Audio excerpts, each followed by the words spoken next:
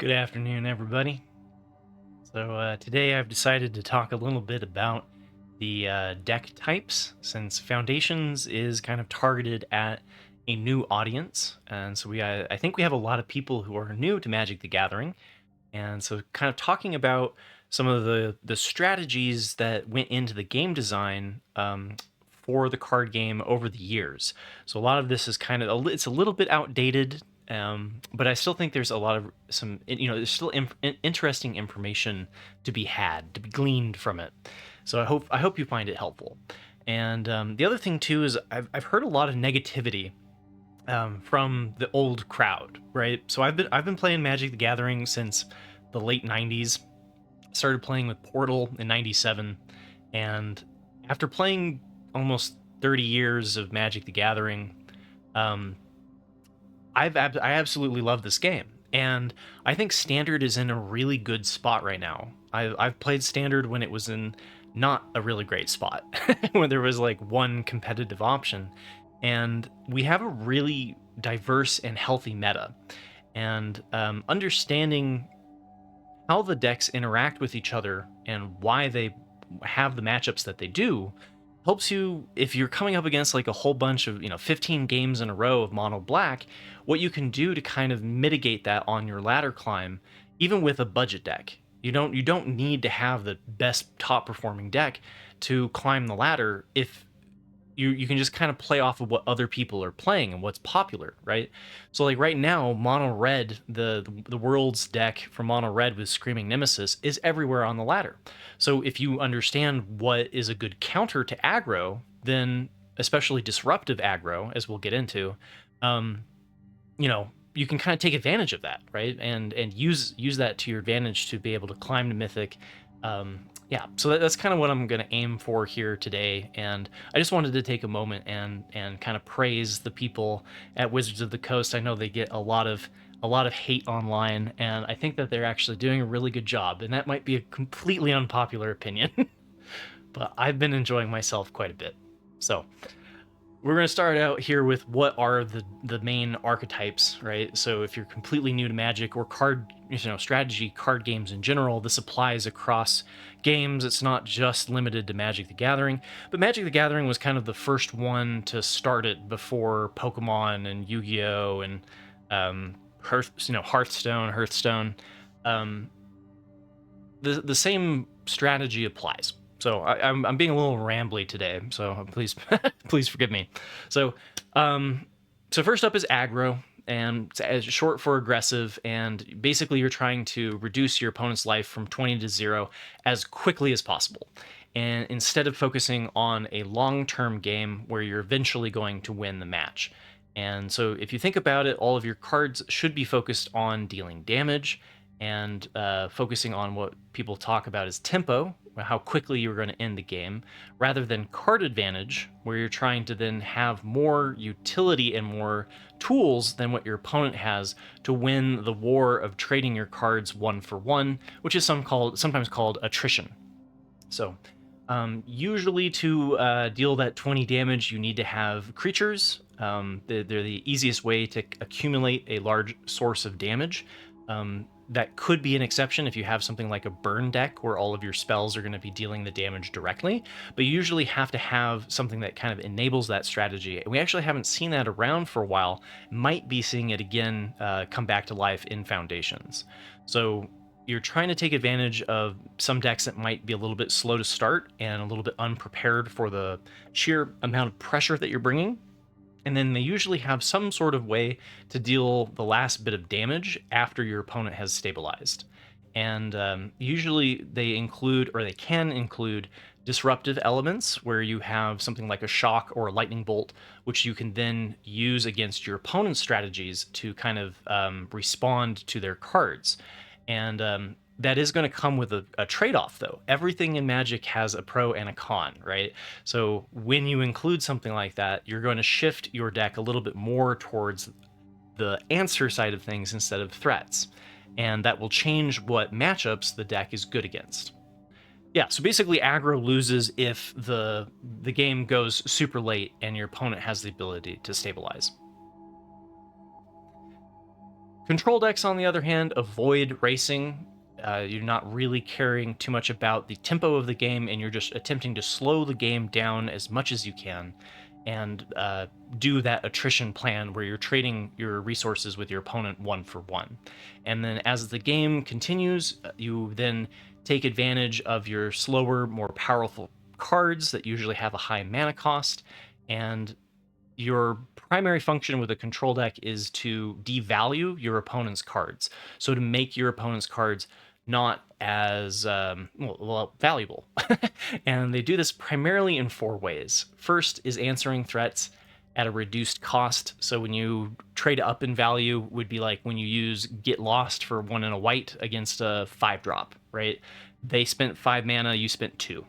So that gives you a mana advantage. And you can also answer multiple threats with 1 spell, such as casting Sunfall and wiping the board of multiple threats, but also casting an instant in response to a combat trick being played from like Rakdos Aggro to pump Heartfire Hero, gets rid of 2 cards with 1. So that's another way that you can kind of gain advantage on your opponent. The other one would be drawing multiple cards or forcing your opponent to discard, like we see in Mono Black, and that all plays a part in the attrition of 1-for-1 or better against your opponent's cards. So the second way that control negates some strategies is also by not playing threats that need to be answered. So by playing very few creatures or no creatures at all, then all of those destroy target creatures in mono black become a dead card, and that gains you kind of a virtual card advantage by reducing the usefulness of your opponent's removal. And then you have disrupting synergies. So if you do not deal with a threat directly, you can leave something that's not as problematic or something that will be difficult for your opponent to close out the game with. For example, like you could leave an enchantment which gives a bonus to a creature, and then that enchantment doesn't matter if they never have any creatures. So you can kind of negate things that way. And then the fourth way is dragging the game out past the opponent's strategy or plan. So that would be, if they don't have any 5-drops in their deck and you're going to start playing 5-drops every turn, they're going to quickly become outclassed. So an opponent who's faster usually is trading that speed for greater mana value over time. So their strategy will become less effective over time. So, yeah.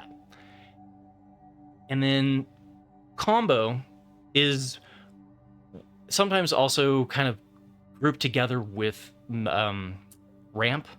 So combo decks use the interaction of 2 or more cards, and you can kind of think of like Overlord of the Hauntwoods isn't the best example because it's a big threat on itself in and of itself, but any card that's just strictly ramping and affecting the mana base that you have doesn't really do much on its own, right? It's just giving you that mana that you then need to combine with another card to create a powerful effect. And for example, like Domain uses Overlord of the Hauntwoods to then ramp into Atraxa, and uses the fact that it's a domain every land type to then cast a cheaper Leyline of the Leyline Binding. So you have these synergies, and every deck has some level of synergies. Combo definitely has the most, and so you're trying to create some sort of synergy between your cards that gives you an overwhelming advantage. And so you're really looking for consistency, how well and how reliably can you actually pull off that combination of cards, and then how resilient is the combination. Do you have enough to produce the combo on a regular basis between other cards, or is it just very, very strict space that has to happen for the deck to succeed? And then timing is kind of important for a combo deck as well, because you have to be able to pull out the combo fast enough before your opponent can win the game through damage or disrupt your strategy through control. And each combo piece is not a threat by itself, but it has a high degree of inevitability. So people will talk about kind of tempo versus inevitability. If you're not on the win fast plan, then you should be on the I'm going to win eventually plan. And then the last one that is, depending on how far back into Magic strategy you go, mid-range is sometimes talked about as its own category, while other times it's considered kind of in between a trifecta of aggro, control, and combo. Sometimes it's referred to as control aggro. So we'll talk about that in a little bit, because this is like, we're going way back, right? So a mid-range deck will typically look to play a more reactive strategy that still is threat-based with creatures. And so you're playing like an attrition game against aggro, where you're trading one against one to kind of like slow them down, to where then your later cards are going to be able to take over the game and aggro is not going to be able to respond. But then you're also playing a tempo-based game against control decks. And this is kind of referred to as going bigger than aggro and getting under control.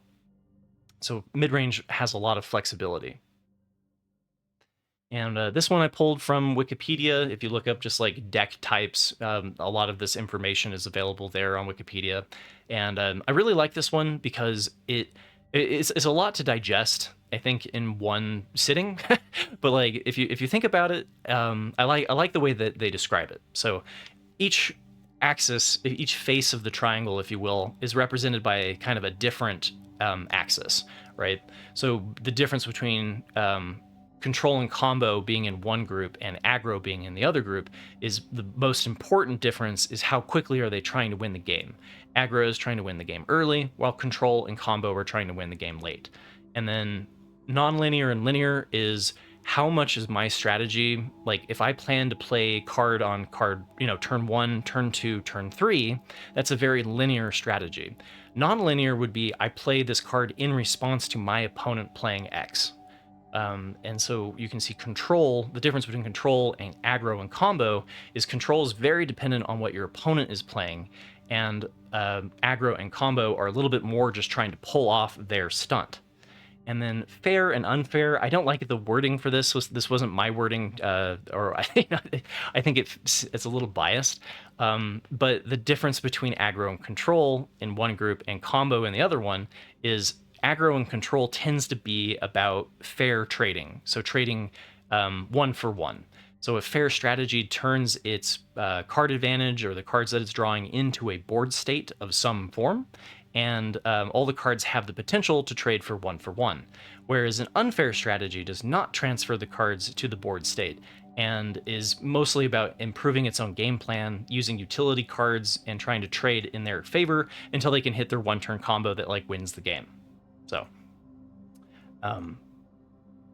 overall, I think this one is the one that, again, it's a hard one to kind of sit down and like really let it sink in, right?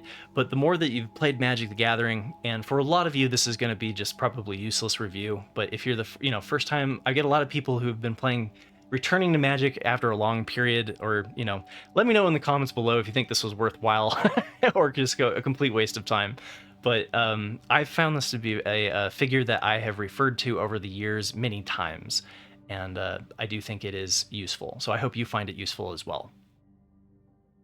And just generally in the strategy too of like what you're trying to accomplish, it's handy to remember, like, oh, if I'm playing a control deck, like I need to chill out for a little bit and like really think about how I'm going to win this game in the long run. What answers in my opponent's deck are must answers, and which other ones can I kind of let go through? Because I think one of the mistakes that beginners make is I have mana untapped, I counterspell whatever you play, and it's like, oh no, my better opponent purposely played the card they wanted me to counterspell, and then I can't win with Azorius Control, right? So like shifting that mindset of like what is the like game design behind the archetypes tends to help. The other thing that I find really useful is the game design of which archetypes are supposed to win against which other archetypes. So back in 2012, so this is 12 years ago, but I still find it to be true. I think it was Hill was talking about the kind of design space that they were trying to accomplish with an ideal meta would be 25% of each of these four groups, and came with the generally, mid-range is advantaged over aggro, and I really liked that wording too of advantaged, because it isn't like you're always going to win, right? When a deck is doing well in a matchup, it's usually 55% or better, right? And so you're still gonna it's still largely a game of coin flips, which is somewhat like poker. You're going to experience bad streaks, and don't give up, right? If you lose 10 games in a row, it's not even against something that you're supposed to be favored against. That will happen if you played a whole bunch of Magic, right? And I think that's where people like give up on a deck, is they play it for 10 matches and they're like, no, this deck sucks. And it's like, okay, we'll play it for 100 matches, and then you might actually be able to say something a little bit more statistically meaningful about the deck. But so for example, this is data pulled since they changed the leyline of resonance, which was on October 22nd, I believe. So within the last less than a month, this is data pulled from this standard meta. And so we've got mono black mid-range is a kind of a good representation of a mid-range deck. And then we've got Rakdos aggro, which is a pretty good representation of a strictly aggro strategy that's not running disruptive elements and might be labeled more as like a tempo deck, like you kind of see with the Screaming Nemesis mono red aggro. But anyway, you can see mono black mid-range is favored against Rakdos aggro at 55%. And you can see a lot of the elements that I was talking about before with the kind of general strategy of like early black interaction to answer the aggro strategies, and then creature-based threats that you can trade 1-for-1. That kind of, this one bringing in a little bit of a combo element as well, that has the slasher with the 1-turn kill of Aclazotz. And so that they can end up having hybrid strategies where you're like a little bit ramp into control, or this one like mid-range into some form of combo. But I digress. So and then Rakdos aggro is by design, aggro is supposed to beat control. And you can see here, the most common deck I've been bumping into, at least since the last month, has been Dimir Control after Worlds. And Rakdos aggro is favored again against Dimir Control. Again, notice like 55%, 54%. This is not like a blowout, right? And this one has a lot of early drops, has no interaction with your opponent, has no shock, has no lightning bolt, and you're just trying to win the game quickly and get in before your opponent can stabilize. And tempo is another one that, if you go back and you look at that axis of aggro control and control aggro being called tempo and mid-range. So tempo is also called disruptive aggro if you go back 20 years, and is part of the control axis as well. So Rakdos aggro beats mono red aggro and has been my deck of choice for climbing the ladder into Mythic this season, because everybody's playing mono red aggro. You can then take advantage of that by playing a deck that is more strictly aggro, that is going to be, as long as you're able to play around your opponent's interaction, you're going to win the game sooner than they are, and that allows you to win when you're on the draw instead of only, when you're up against mono red and you're on the draw, this deck can win enough to offset that. Whereas if you just join them with the mono red aggro, it really just comes down to who has the play versus the draw advantage.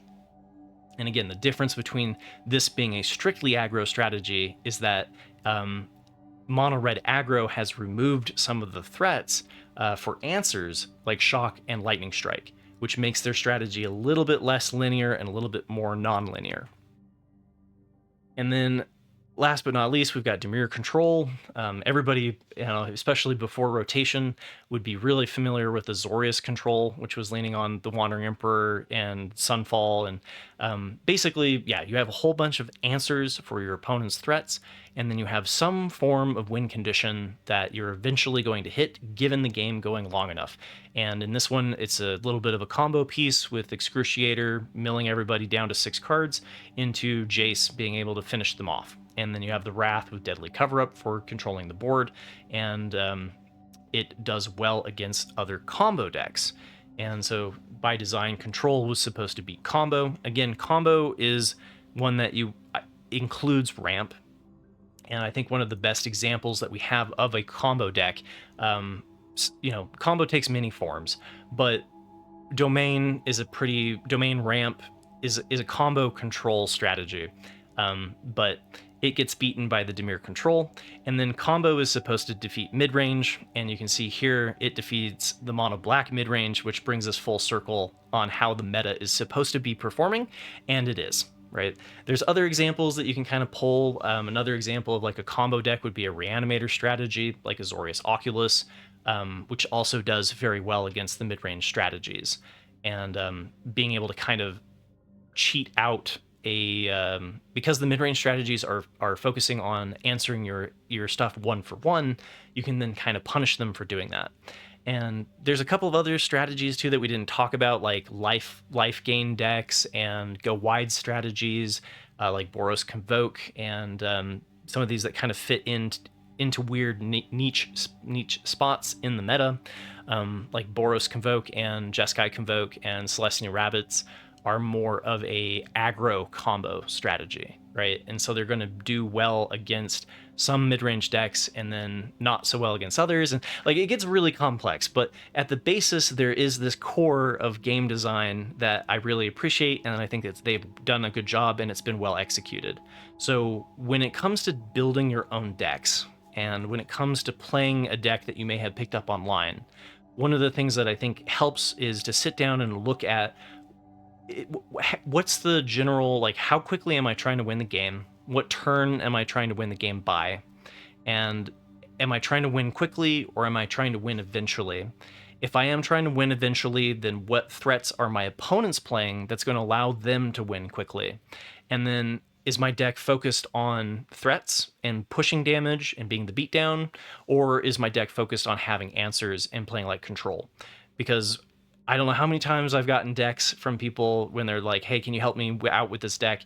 And you've got a kind of a mixed direction of like, you know, if I ask them like, which category of combo, mid-range, control, or aggro do you think this deck is, there wouldn't be a really clear answer, right? And then when you look at the decks that were like at Worlds and these top performing decks that I talk about during my best of 1 and best of 3 meta reviews, they all have a very focused and clear answer to that question. So, and then lastly, I guess a little bit is identify the cards in your deck that are dependent on other cards to find success, right? If you are playing a combo deck, try to figure out what your best combinations of cards are and how to execute them. So I hope this was helpful. And if you have any comments where you'd be like, I was really confused by this, or I wish you could clarify this a little bit better, please feel free to hit me up in the comments. This is why I do this. This is not, I honestly, like, I'm just trying to help people enjoy the game that I have loved so much for 30 years. So any way that I can do that, let me know. And if you're new here, welcome to my community. I love talking about Standard and Magic, probably too much. So take care, everybody. Have fun climbing the ladder and killing it in the new Foundations meta. And I will see you all on Monday for my best of 1, best of 3 meta review. Take care.